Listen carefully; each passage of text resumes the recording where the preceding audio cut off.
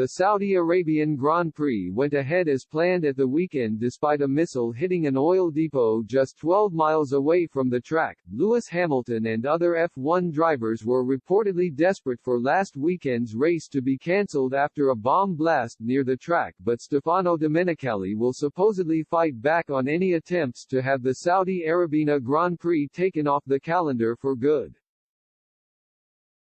There were genuine concerns in the paddock on Friday after a Houthi missile attack on an oil facility a little over 10 miles away from the track. F1 officials held an emergency meeting with drivers and team bosses late into the night on Friday to discuss plans going forward. The meeting lasted around 4 hours with a number of drivers said to have raised serious safety concerns.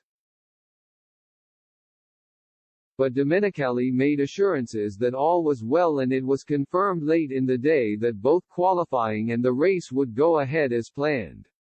Toto Wolff said, "It was a good meeting. We, as team principals, have been assured that we are protected here. That's probably the safest place in Saudi Arabia at the moment, that we're racing." The remainder of the weekend went ahead without any further incidents, but there are supposedly a number of drivers who still have concerns about racing in Saudi Arabia in the future.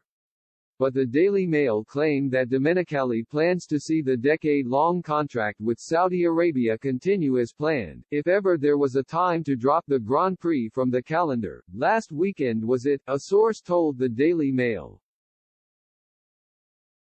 But it was on. That shows there is a strong commitment from F1 to keep the race. There's at least a decade to run on the contract, and it seems the intention is to see that through. Are there safety concerns? No. Is it thought more can be done in terms of human rights?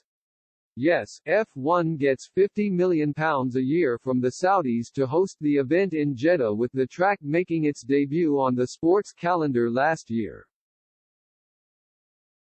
Speaking in December last year, Hamilton hit out at Saudi Arabia's LGBTQ+ laws, describing them as terrifying. "As I said at the last race, I feel that the sport and we are duty-bound to make sure that we try to help raise awareness for certain issues that we see, particularly human rights, in these countries that we're going to," he said. "With the utmost respect for everyone that's here, I've so far had a warm welcome from the people on the ground." Yeah.